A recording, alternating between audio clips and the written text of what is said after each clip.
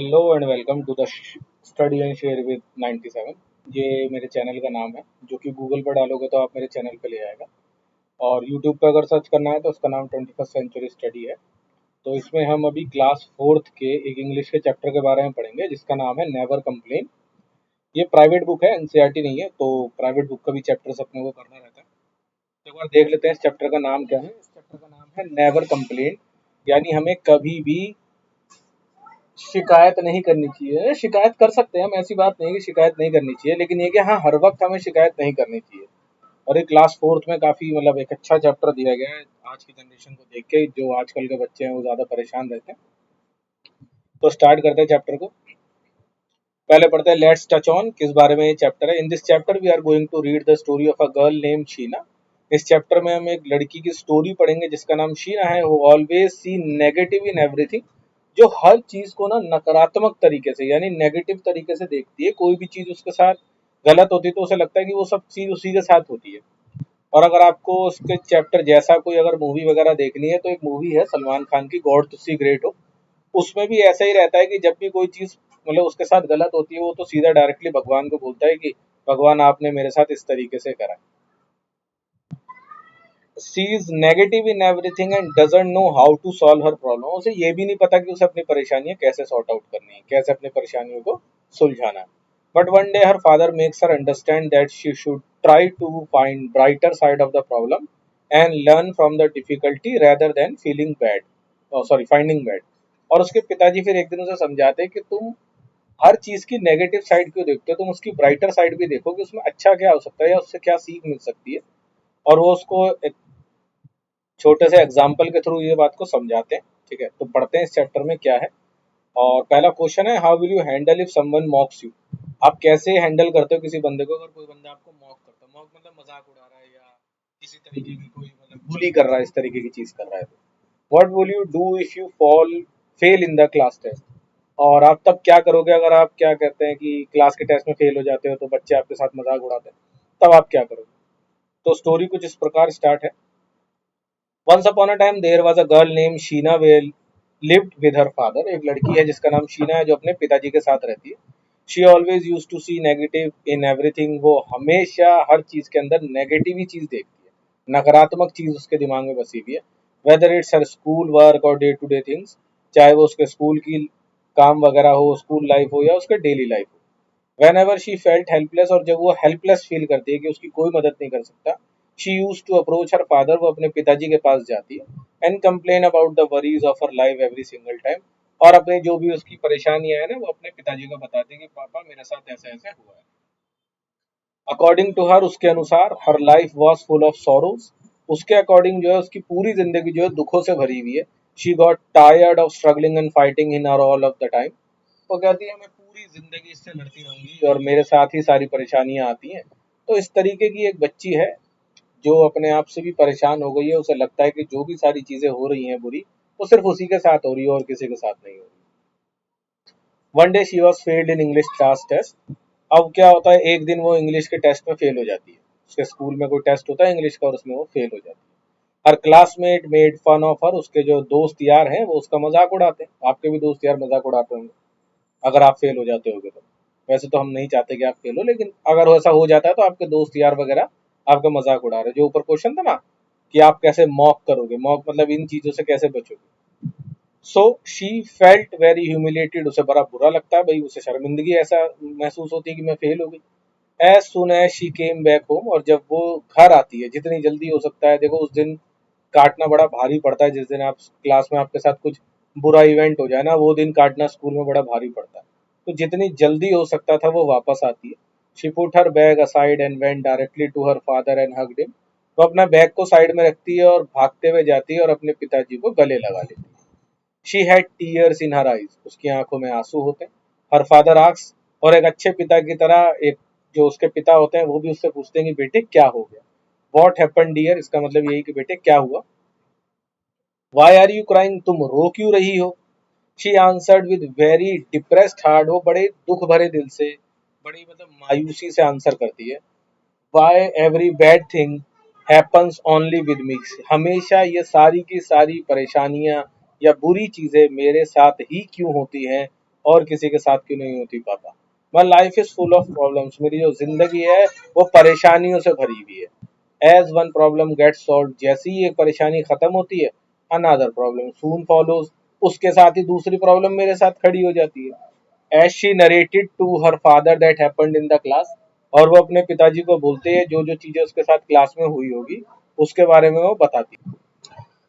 Listening to that her father asked Sheena to follow him to the kitchen, और फिर ये बात सुनने के बाद उसके पापा बोलते हैं शीना से कि आप चलो किचन में, चलो मेरे साथ। He kept three things in a plate, one potato, one egg and coffee beans. वो तीन चीजें रखते हैं प्लेट्स के अंदर, एक आलू, एक अंडा और कुछ कॉफी बीन्स। ठीक है, तो अब वो उसे किचन में ले जा रहे हैं सीखने के लिए, यानी सीख देने के लिए कि आपको क्या करना चाहिए। And said take these one by one, hold it and tell me the touch you feel. वो कहते हैं इनको एक मतलब एक एक करके पकड़ो और मुझे बताओ कि तुम्हें इनको छूने पर कैसा फील होता है। Do all of them feel the same, क्या तीनों की तीनों चीजें एक जैसी हैं? Yes, these all three feel hard while touch. वो कहती है हाँ, ये तीनों की तीनों चीजें जो है हार्ड है जब इन्हें मैं टच करती हूँ। शी रिप्लाइड, जवाब देती है। Then the father filled three pots with water and place them on a high flame. तो फिर उसके पिताजी क्या करते हैं, तीन अलग अलग पॉट्स लेते हैं, बर्तन लेते हैं और तीनों में अलग अलग वो डालते हैं, एक में आलू, एक में अंडे और एक में कॉफी बीन, जैसा इस फोटो में दिखाया जा रहा है। As soon as the water in the pot started boiling, और जैसे जैसे वो पानी बॉयल होता है, he placed the potato in the first pot, वो पहले वाले में पोटैटो डाल देंगे, egg in the second, और दूसरे वाले में एग डालते हैं, ground coffee beans in the third one, और कॉफी बीन्स जो डालते हैं वो तीसरे वाले में डाल देते हैं। Sheena impatiently wait to see what her father did, अब शीना इंतजार कर रही है कि उसके पापा क्या दिखाना चाहते हैं। After 20 minutes the father turned off all three burners and took out the things and placed them in three different bowls। उसके बाद क्या करते हैं, 20 मिनट तक वो उस फ्लेम को जला के रखते हैं, उसके बाद वो बर्नर को बंद करते हैं और उसके अंदर से तीनों चीजों को, अंडे को, आलू को और कॉफी बीन्स को, तीन अलग अलग बोल्स में उतार लेते हैं। Turning to her he asked Sheena what do you see, और जब उसको बोल को निकाल लेता है वो अपने बेटी से पूछते हैं बेटी देखो तुम्हें क्या दिखता है। उसकी बेटी बोलती है, अ potato, an egg and coffee beans in three different ball, she hassles reply. वो जल्दी से बोलते हैं कि पापा एक बॉल में पोटैटो रख दिए, एक बॉल में एग रख दिए, एक बॉल में कॉफी बीन्स रख दिए आपने। Father then asks her to have a sip of coffee and the rich aroma of coffee bright a smile her to her face.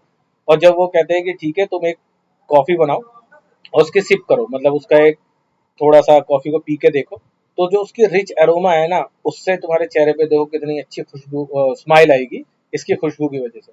What does this mean, इसका क्या मतलब हुआ? The daughter asks her father, वो बेटी पूछती है अपने पिताजी से। He smiled and started to explain, look, all the three things, the potato, this egg and coffee beans had faced the same difficulty. वो कहते हैं तीनों को मैंने सेम डिफिकल्टी पर रखा, मतलब सेम चूल्हे के ऊपर रखा, सेम फ्लेम के हिसाब से जलाया, ठीक है ना, तीनों को उबाला। द बॉइलिंग वाटर, डिफिकल्टी क्या है यहाँ पर, डिफिकल्टी है बॉइलिंग वाटर, जो वो पानी उबल रहा है उससे उसने परेशानी बताया, किसके लिए, पोटैटो के लिए, एग के लिए और कॉफी बीन्स के लिए। But the reaction of each thing is different, लेकिन तीनों का रिएक्शन पानी उबलने के बाद यानी इस डिफिकल्टी के बाद अलग अलग है। The potato went in strong but become weak and soft in boiling water, जो पोटैटो था वो पहले स्ट्रॉन्ग था और जब पानी में उसे बॉईल कर दिया गया तो वो वीक हो गया।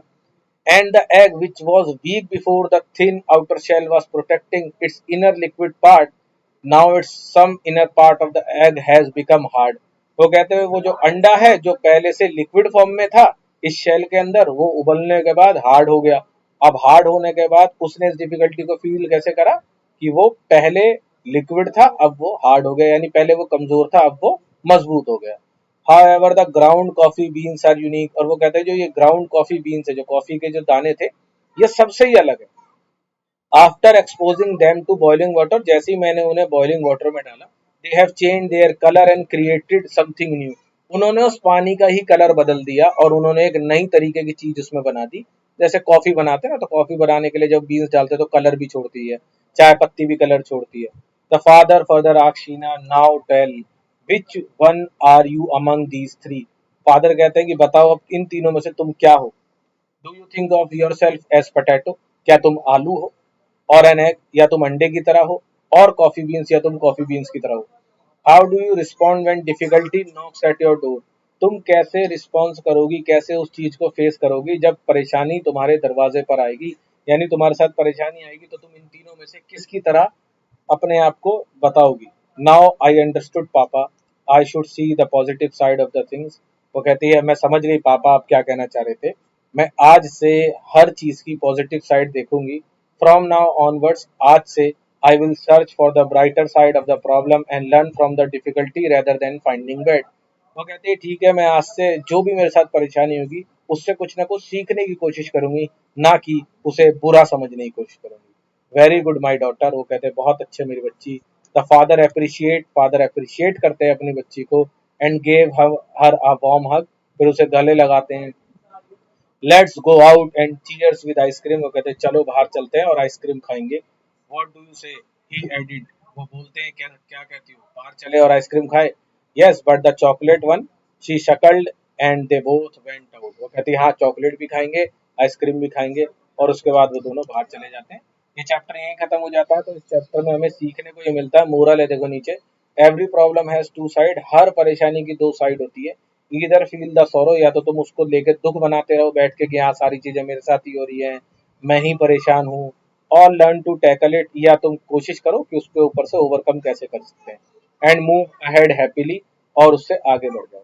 अब ऐसे ही एक बार हुआ था, अभी पीछे वर्ल्ड कप हुआ था 2024 में, तो 50-50 वर्ल्ड कप जिसे ओडीआई वर्ल्ड कप कहते हैं, उसमें अफगानिस्तान और ऑस्ट्रेलिया का एक मैच था जिसमें ऑस्ट्रेलिया के 6 विकेट मेरे ख्याल से डाउन हो चुके थे, और मैक्सवेल ने वहां पर 200 रन स्कोर करा था। अब मैक्सवेल के पास दो ऑप्शंस थे, उसकी टांगों में भी चोट लग रखी थी और टीम को जीतने के लिए 200 रन चाहिए था। अकेले बंदे का 200 रन स्कोर करना बहुत बड़ी बात होती है, नामुमकिन बात होती है।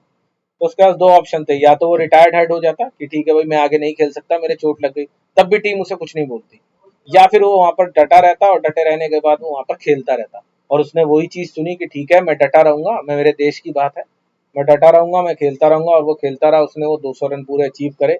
उसके बाद ऑस्ट्रेलिया सेमीफाइनल्स खेली, फाइनल्स खेली और फिर वर्ल्ड कप जीत गई। तो ये चीज है कि हर प्रॉब्लम के दो साइड है, आपको देखना है कि कौन सा साइड आपको चुनना है। Thank you, have a nice day.